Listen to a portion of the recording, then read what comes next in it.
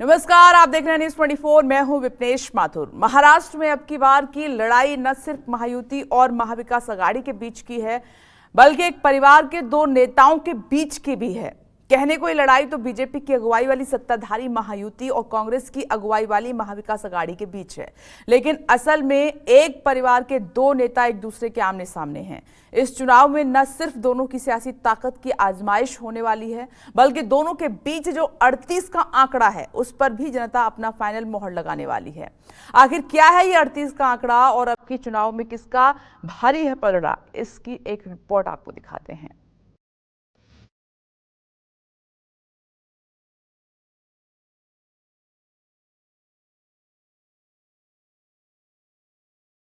सरकार संसदीय सभी को चुनाव में लड़ने का अधिकार है।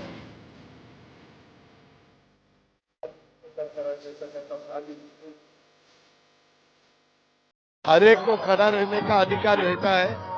हम जब भी मेरे खिलाफ जो भी कैंडिडेट आया वो कैंडिडेट स्ट्रांग है ऐसा समझ कर ही मेरे कार्यकर्ताओं ने, मैंने खुद, मेरे परिवार ने, सबने उसका प्रचार किया है।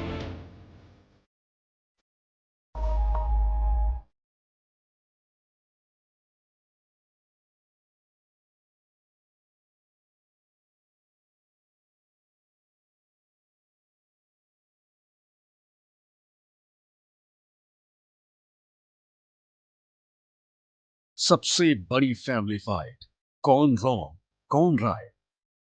हम सब चाहते थे कि फैमिली का एक आध व्यक्ति दूसरे फैमिली के व्यक्ति के सामने ना आए, बट अनफॉर्चुनेटली गवर्नमेंट जो बीजेपी की सरकार है या बीजेपी के नेता है, उन्होंने वही किया जो होना नहीं चाहिए था। मैंने सुप्रिया के खिलाफ मेरे पत्नी को खड़ा किया, वो मेरी भूल थी। ये भूल वापिस इन्होंने नहीं करनी चाहिए थी। महाराष्ट्र में 38 का आंकड़ा, किसके पास जनाधार तगड़ा।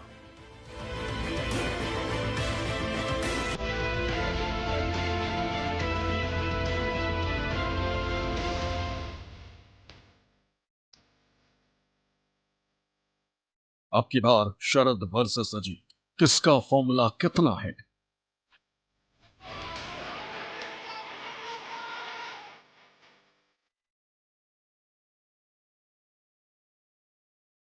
शरद पवार, जो महाराष्ट्र की सियासत के सबसे मजे हुए खिलाड़ी, उनके पास 67 साल से ज्यादा का राजनीतिक अनुभव है।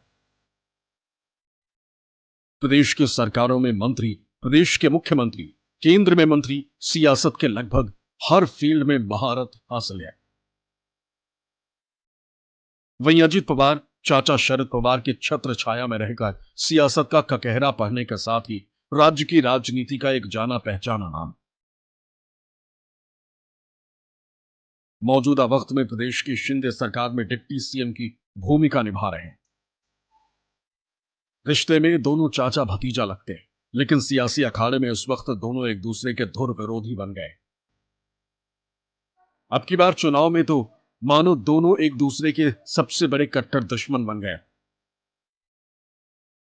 शरद पवार जहां विपक्षी महाविकास आघाड़ी का हिस्सा है, तो वहीं अजित पवार सत्ताधारी महायुति में शामिल है। शरद पवार जहां एनसीपी शरद के मुखिया हैं, तो वहीं अजित पवार मूल एनसीपी के अध्यक्ष हैं। दोनों अपनी अपनी पार्टी के साथ विधानसभा चुनाव के मैदान में। शरद पवार की एनसीपी शरद जहां प्रदेश के 288 में से 87 सीटों पर चुनाव लड़ रही, तो वहीं अजित पवार की अगुवाई वाली एनसीपी 55 सीटों पर अपने उम्मीदवार उतारकर सियासी अखाड़े में ताल ठोक रही। यानी अब तक जिस एनसीपी को शरद पवार अपने हिसाब से चला रहे थे, जिस एनसीपी को पूरे महाराष्ट्र की जनता शरद पवार की पार्टी मानती रही है, वह एनसीपी अब के चुनाव में दो धड़ों में बटी हुई है। शरद पवार की एनसीपी दो भाग में बट चुकी है। दोनों के पास अपना अपना चुनाव चिन्ह है। अजित पवार के हाथ में जहां पार्टी का पुराना सिंबल घड़ी चुनाव चिन्ह है, तो वहीं शरद पवार की पार्टी का सिंबल तो रहा है। दोनों ही पार्टी अब की बार के चुनाव में अपना दमखम दिखाने के लिए मैदान में उतरी। लेकिन सबसे दिलचस्प बात यह है कि प्रदेश के कई सीटों पर दोनों की पार्टी के बीच डायरेक्ट फाइट है। राज्य की 288 में से 38 सीटों पर शरद पवार की एनसीपी शरद और अजित पवार की एनसीपी के उम्मीदवारों के बीच सीधा मुकाबला। इनमें से 20 सीट पर फैमिली का गढ़ कहे जाने वाले शुगर बेल्ट वेस्टर्न महाराष्ट्र की। इसमें से भी सबसे ज्यादा इंटरेस्टिंग मुकाबला बारामती में। बारामती जो कि पवार परिवार का गढ़ है। इस सीट को पवार फैमिली के परंपरागत सीट मानी जाती है। एक जमाने में खुद शरद पवार काफी लंबे समय तक इस सीट का प्रतिनिधित्व कर चुके हैं। अब की बार एक दफे फिर खुद अजित पवार यहां से कैंडिडेट, वो अपनी पार्टी एनसीपी से प्रत्याशी हैं। तो वहीं शरद पवार ने अपनी पार्टी से योगेंद्र पवार को मैदान में उतारा है।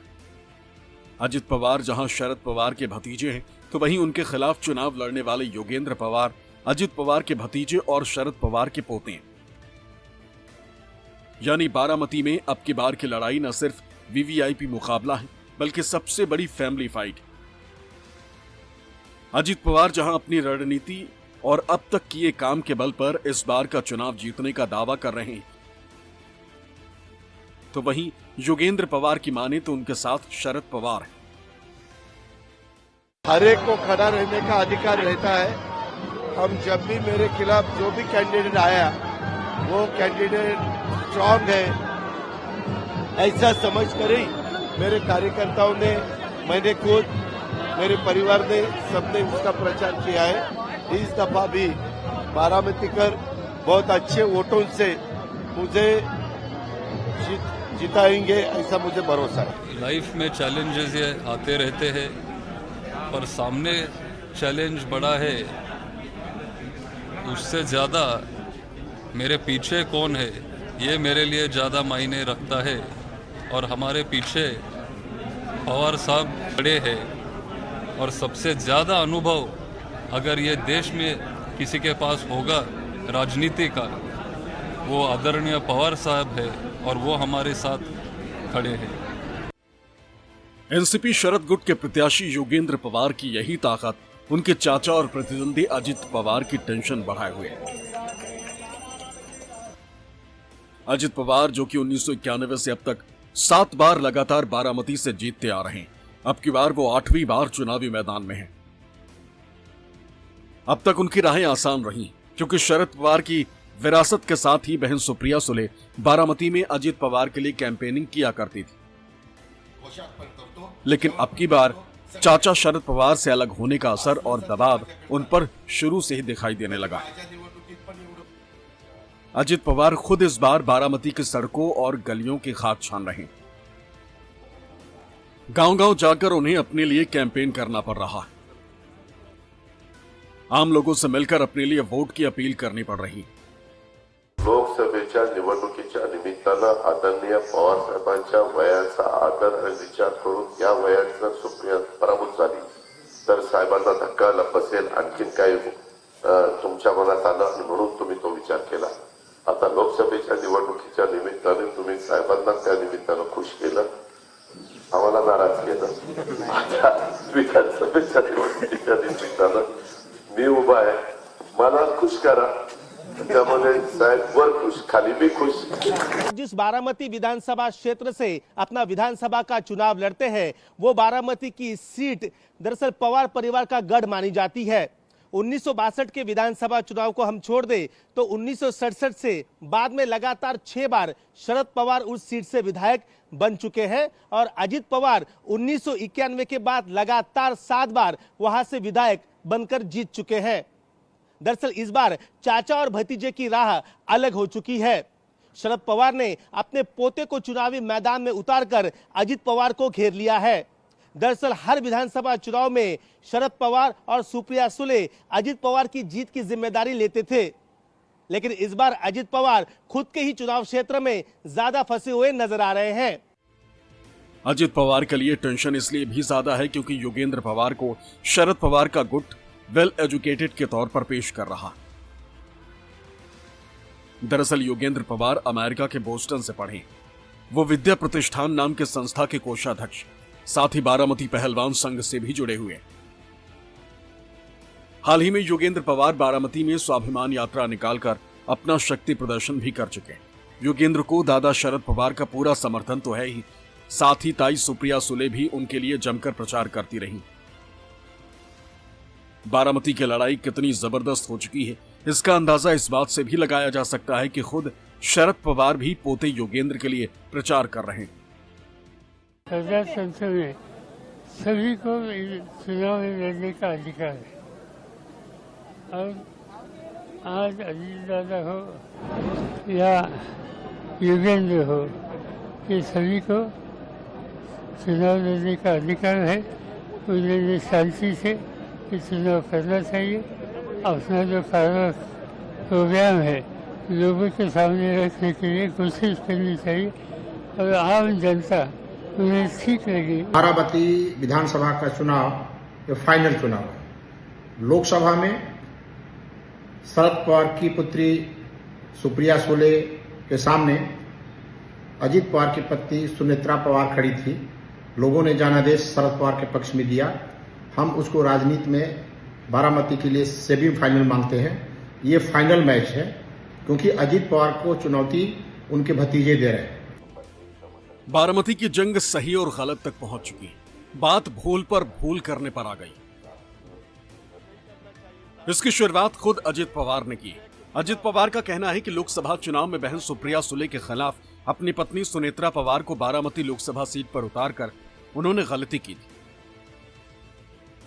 लेकिन अब ये गलती पवार गुट उनके खिलाफ परिवार के दूसरे सदस्य को उतार कर रहा। हर एक को खड़ा रहने का अधिकार रहता है। हम जब भी मेरे खिलाफ जो भी कैंडिडेट आया वो कैंडिडेट स्ट्रांग है ऐसा समझ कर ही मेरे कार्यकर्ताओं ने, मैंने खुद, मेरे परिवार ने, सबने उसका प्रचार किया है। इस दफा भी बारामती कर बहुत अच्छे वोटों से मुझे जिताएंगे ऐसा मुझे भरोसा है। जब लोकसभा का इलेक्शन था तब वहाँ पे भाजपा के माध्यम से फैमिली को तोड़ा गया, पार्टी को तोड़ा गया और वहाँ पे हम सब चाहते थे कि फैमिली का एक आध व्यक्ति दूसरे फैमिली के व्यक्ति के सामने न आए। बट अनफॉर्चुनेटली गवर्नमेंट जो बीजेपी की सरकार है या बीजेपी के नेता है उन्होंने वही किया जो होना नहीं चाहिए था। फैमिली के दो जनों को आमने सामने उन्होंने लाया। अभी वो लोकसभा इलेक्शन था। कोई भी निर्णय जब लिया जाता है तो पहली बार किस तरीके से लिया जाता है वो महत्वपूर्ण होता है। उस टाइम बीजेपी और अजीत दादा के पक्ष ने वहाँ पे फैमिली के खिलाफ एक उम्मीदवार देके फिर लोकसभा में लोगों ने क्या किया वो हम सब जानते हैं। तब योगेंद्र ने सुप्रिया ताई की बाजू लेते वक्त उनका प्रचार वहाँ पे किया था। अभी विधानसभा में वो अगर खुद लड़ने के लिए तैयार है तो मुझे लगता है जो पहला परसेप्शन था कि फैमिली के खिलाफ वो अभी रहा नहीं। अभी उस टाइम लोकसभा में सुप्रिया ताई का प्रचार किया था, अभी सुप्रिया ताई योगेंद्र का प्रचार करेंगे। बारामती की लड़ाई तो दिलचस्प है ही। यहाँ का नतीजा परिवार पर वर्चस्व तो दिखाएगा ही, साथ ही असल एनसीपी पर भी मुहर यहाँ लगने वाली।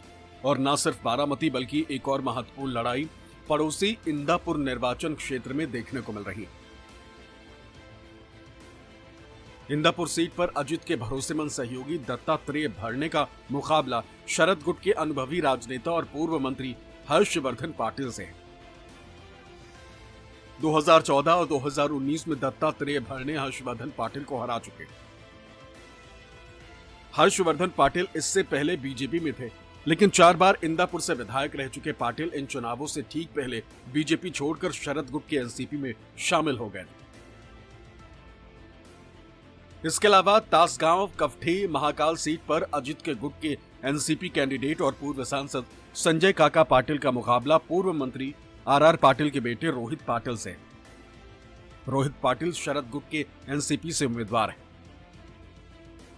संजय काका पाटिल चुनाव से ठीक पहले बीजेपी छोड़कर अजित गुट में शामिल हुए थे। वहीं रोहित पाटिल पहली बार चुनाव लड़ रहे हैं। वैसे भी रोहित पाटिल के दिवंगत पिता आरआर पाटिल के साथ अजित पवार की पुरानी प्रतिद्वंदिता रही।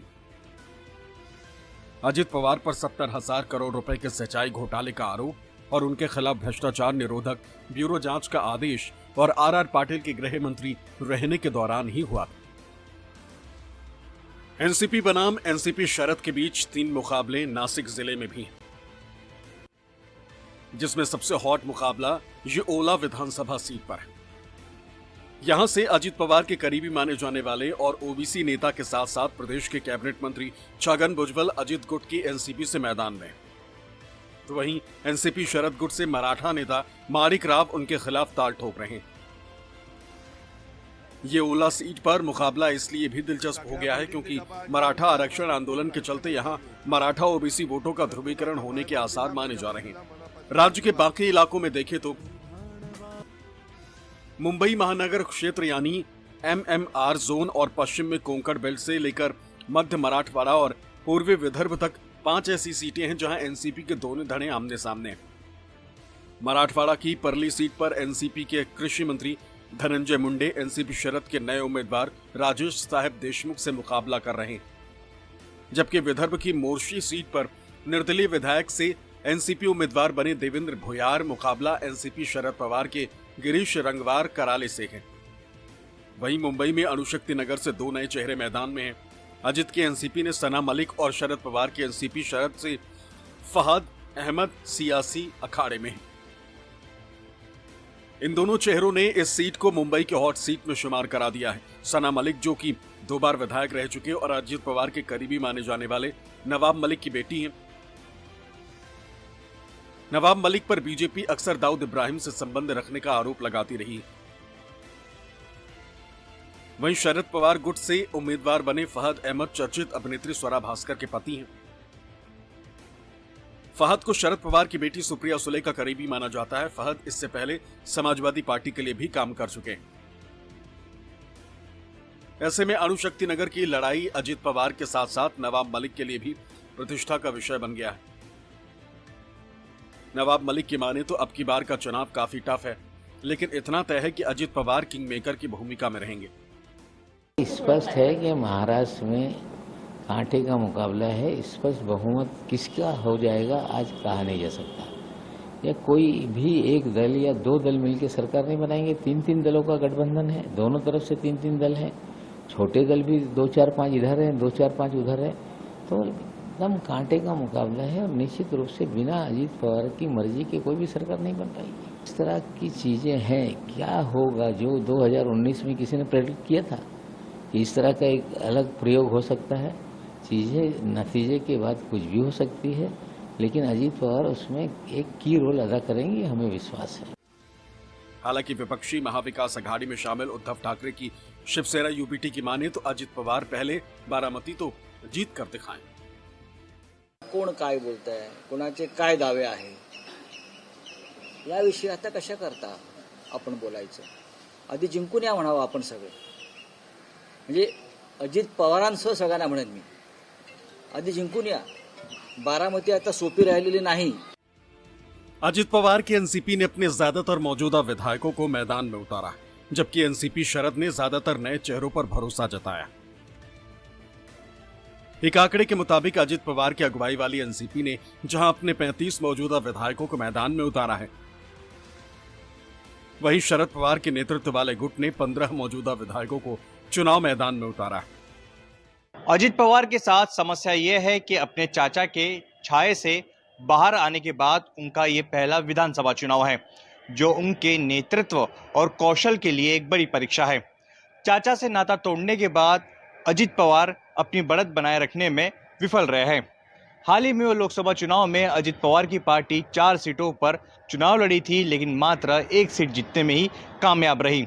वहीं शरद पवार की पार्टी 10 सीटों पर चुनाव लड़ी थी और 8 सीट जीतने में कामयाब रही।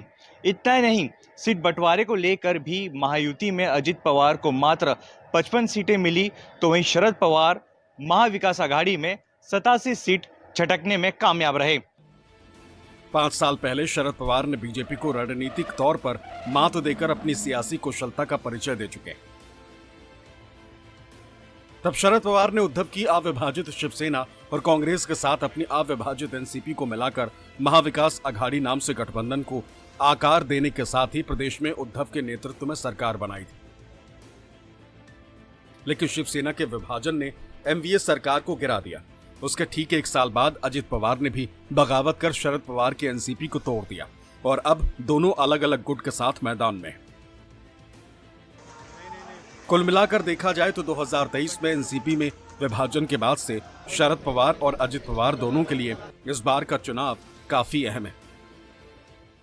ये राष्ट्रवादी कांग्रेस पार्टी किसकी थी? चलो बताओ, जोर से बताओ। शरद पवार को एक दिन अजित पवार आता है, धक्का मार के बाहर निकाल देता है और जाते जाते उसके हाथ से घड़ी पीछे मिलता है। ये पाकिट मारो की टोली है, पाकिट मारो की। अरे हिम्मत थी तुम्हारे में ना, मर्द का औलाद था अजित पवार, तो बोलता था कि शरद पवार ने तुतारी में दी, मैं भी कोई तीसरा निशान ढूंढ लेता हूं और लड़ता हूं चुनाव, तो हम उसको मर्द कहते हैं। अरे तुमने तो, तुम्हारे चाचा ने जो देश में बढ़ाई हुई पार्टी है, जो पूरा निशान ही उसने देश लेके गया, तुम उसको चुरा कर अपना मेरा मेरा मेरा करके घूम रहे हो। जनता को मालूम है असलियत क्या है। जिन 38 सीटों पर हमारे प्रत्याशी जो कि घड़ी के चुनाव चिन्ह पे हैं और दूसरे पक्ष के प्रत्याशी जो कि इसके पहले हम लोगों से जुड़े हुए थे या जिनके पास अब दूसरा चुनाव चिन्ह है, वहाँ जहाँ भी ये लोग आमने सामने हैं वहाँ लोकप्रियता तय होनी है। महाराष्ट्र में घड़ी के चुनाव चिन्ह पे खड़े होने वाले प्रत्याशियों को, चाहे उनके खिलाफ किसी भी चुनाव चिन्ह को लेकर लोग हो, हमारे प्रत्याशियों को सबसे ज़्यादा वोट मिलना है और हमारे अधिकतम प्रत्याशियों को चुनाव जीतकर आना है।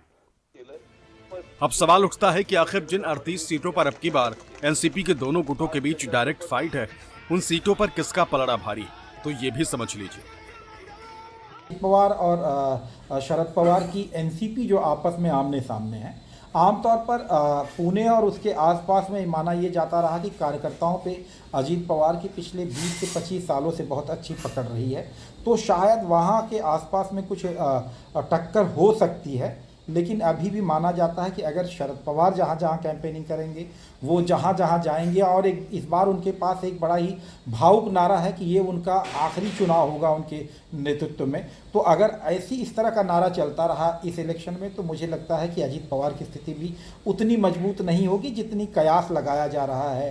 जो 38 सीटों के आसपास कहा जा रहा है कि जो फाइट सीधी टक्कर मानी जा रही, तो मुझे नहीं लग रहा है इन दोनों चीज़ों में बहुत असर होने वाला है। बहरहाल अब एनसीपी वर्सेस एनसीपी शरद के बीच सीधी जंग में किसका पलड़ा भारी रहता है, ये तो चुनाव के नतीजे आने के बाद ही पता चलेगा। लेकिन इतना तय है कि इस बार शुगर बेल्ट माने जाने वाले पश्चिमी महाराष्ट्र में शरद पवार और अजित पवार की पार्टी के डायरेक्ट मुकाबलों ने सियासी जंग को बेहद दिलचस्प बना दिया। Bureau report, news 24।